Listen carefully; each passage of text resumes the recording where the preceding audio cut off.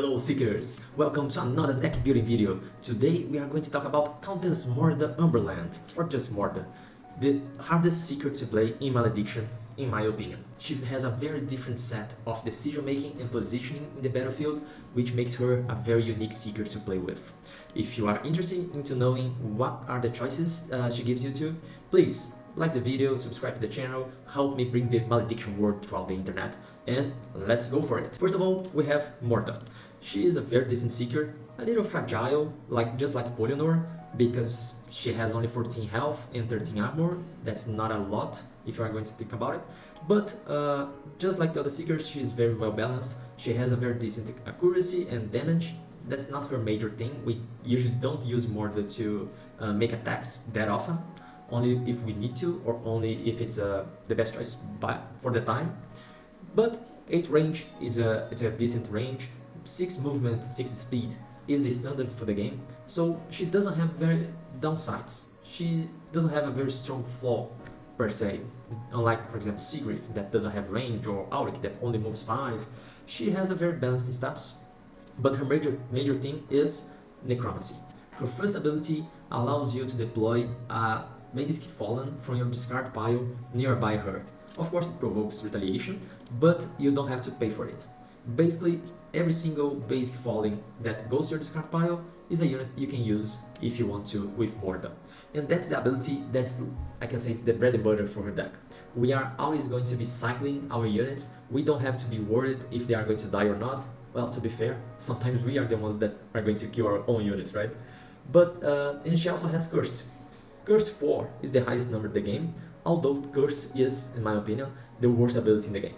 Not because its effects are weak, but it needs a lot of setup, and usually we rather just hit units than to reduce the echo.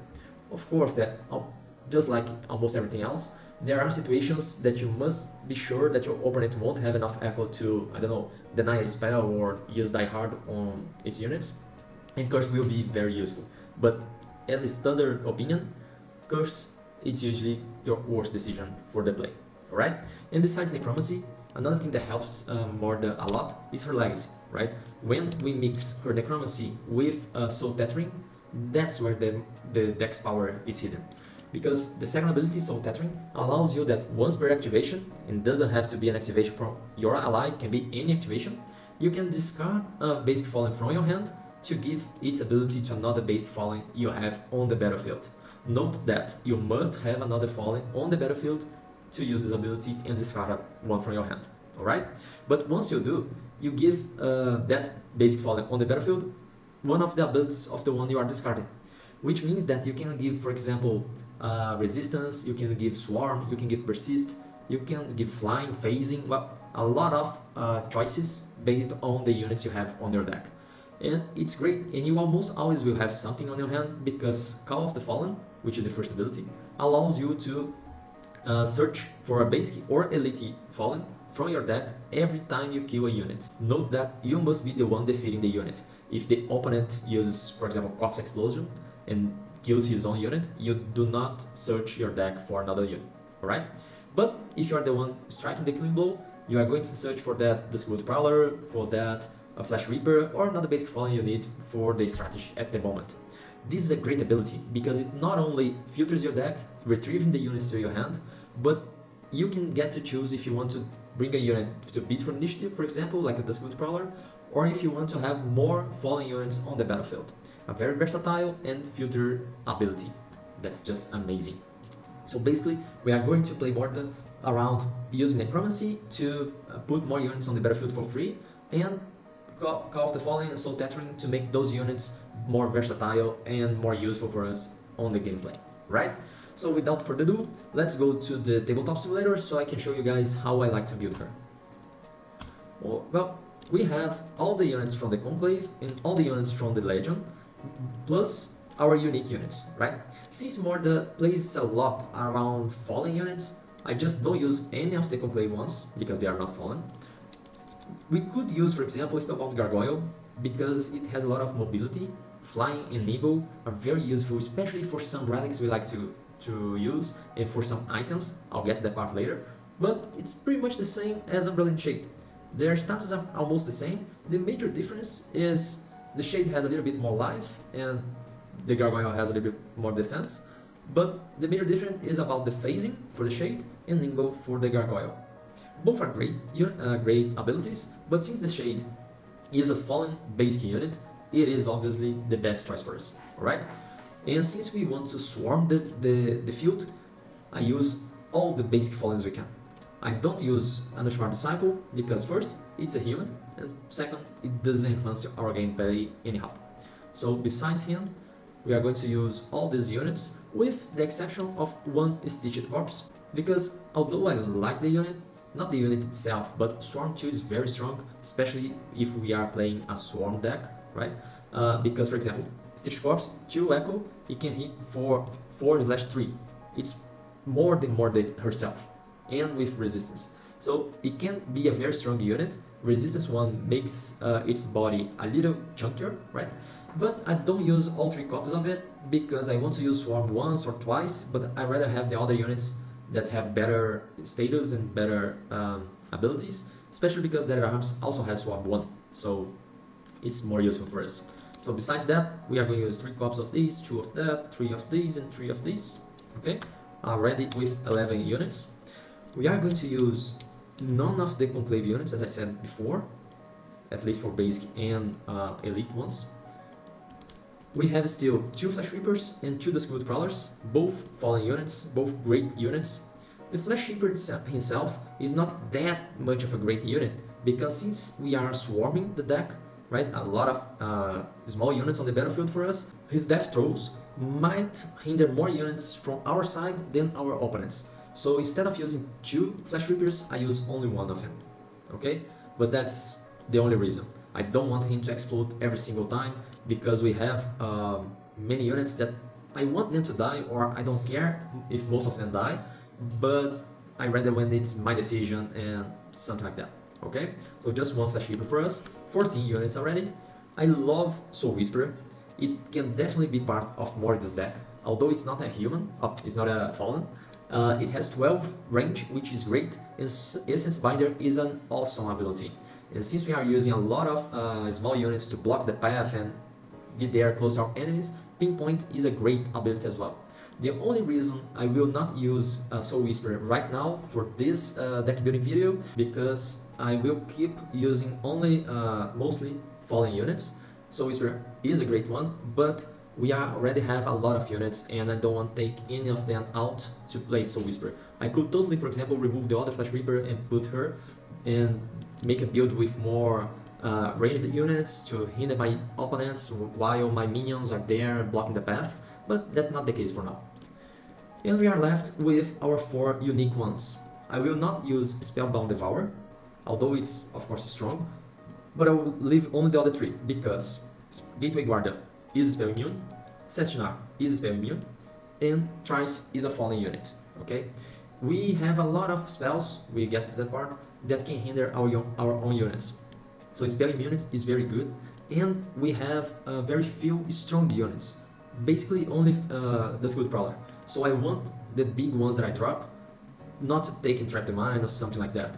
Trice is the only exception, but it also has phasing, which already protects her, Energy Drain, which heals her back, so she can be on the battlefield much longer by herself, right? And she's a fallen, so I can do shenanigans with her that I can't with the others, basically. We are going to use those 3 guys, and we reach our final number of 17 units for this deck. Moving on to the spells, Morrida is a dual faction seeker, but she mostly is legend, alright? So for spells, we are going to use none of the basic ones from the Conclave, and only Corpse Explosion, and even that we are going to use only 1 copy. Like I said, I want, or I don't care, that most of my units die, but let's make that not happen every single round, right? I don't want all of them to die. So 1 Corpse Explosion is very useful for us, because there are always those times that I'd rather lose 1 of mine to kill 1 of yours, right? Besides Corpse Explosion, we don't use any other basic spells. We move to the elite ones, and the way I like to build Morrida is towards a lot of my units making things and almost none of your units making everything you want, okay? We are going to use both Curse of Lethargy, because reduce the enemy's AP to 1 is a major thing. You can prevent one attack, you can prevent the units from moving and attack, you can prevent thundersteps from charging, so Curse of Lethargy can save one of your important units a lot of times. It's a great spell. We are going to use that. We are also going to use one Price of Devotion, because, like I said, I like to choose who dies, right? So if you are going to play to kill Morda, I'd rather lose a Stitched Corpse instead. We are going to use one, and we are also going to use the special cards. Actually, only Disembody. I don't use Spell Plunder as a main deck, okay? I rather leave it for the side deck, because it's not every match that you rather cast one of your opponent's spells than yours, right? But you always want to transform a critical hit or just a hit into a grace, especially if it's targeting one of your units with phasing. And after the activation, I can make a free move without provoking retaliation. That's basically a downgrade for the enemy's attack and Aliazron Strike for free. So I like to use both these spells, they are very strong. For the elite part of the Conclave, we are going to use some things, okay? Just not to say that we are building a Legion only deck, right? I am going to use one of the neutralizing wards, because there are some spells that you just don't want them to happen, and one Telekinesis. Telekinesis is a very versatile spell, because you can use on your units or the enemies, so you can position yourself better, you can deny an enemy to grab a relic or something like that. If you are surrounded, you can just flee from there. It's a very versatile and useful spell, has saved my life a lot of times. And moving to the elite ones, as I say in every single one of my videos, the Manifest is the strongest spell in the game. You just remove a unit from the game with its attachments, so you can deny a lot of echo for your opponent, and you can just deny another activation, right, that he was counting on. So it's a very strong spell, we are definitely going to use it. And Runeful Watch. It's the same as a counter spell, but it can also target Swifts. You know that Die Hard that the opponent is going to use, or the other Price of Devotion, something like that? Well, not gonna happen. And, of course, we are going to use all the Legion ones. And Trap the Mind is a game changer. You control one of the units, you can just move, you can make 2 attacks, whatever, as long as it's not a Seeker. Death's Call is the perfect spell for our deck. Besides Morda, that's the only unit in our deck, every single one of the other units won't take any damage. And besides the global damage you are going to do for your opponent, if you kill something, you draw a card for each unit you defeated. And note that each unit is not each enemy. So if your border happens to die while you cast Death's Call, you also draw a card. It's a great spell, we need it. Unmake, you know that thing that has to die? Well, Unmake does the job. And Red Heart's Presence is the upgrade from Curse of Lethargy. It makes your enemy, it doesn't reduce its AP, but it prevents it from making attacks. The enemy can move as far as he wants, but he won't kill any of our units. If we want to protect Morda, that's the spell we want to cast. And with that, we reach to 14 spells. Along with our other 17 units, it's going to 31 cards. And besides those cards, I always love to place the Sacred Prayer Book for Morda. We're talking about a deck with 17 units plus the Seeker. It's a lot of minions on the battlefield. Inspire 2 will make them hit at least 30% more, and Pray 4, it's going to give us the echo we need to keep playing our spells or deploying the other units. I don't care if we are going above 30 cards, that's just a game deck building example for you guys. Of course you can take out 1 or 2 cards to be out the minimum of 30, but don't let that prevent you from playing the cards you want, okay? Sacred Playbook pays itself easily on her deck. So yes, my Morda has 32 cards. Moving on to the relic parts. Well, Morda, as almost every other Seeker, would love to have Boots of Celerity, because then I can disengage with an enemy and use Necromancy to put a basic Falling Alive in between us. So that's the best relic for her. Followed by Everlasting Heart, just because it keeps her alive, okay? If we must kill stuff, we better do it with Veil Piercer. Spoiler alert, we are going to use the Deathshroud Mire, so getting Veil Piercer for us instead of for our enemy, it's a very good choice. Marty's Vexillon.